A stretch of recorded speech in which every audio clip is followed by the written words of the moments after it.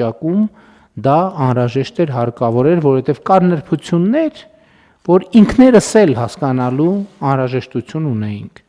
եւ այդ հասկանալու process-ը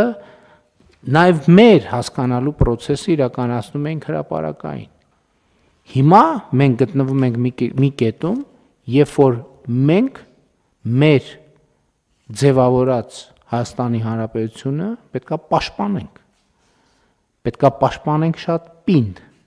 պետքա պաշտպանենք շատ ամուր, պետքա պաշտպանենք շատ սկզբունքային, որովհետև մենք ձևավորել ենք մի երկիր, որը ունի հեռանկար,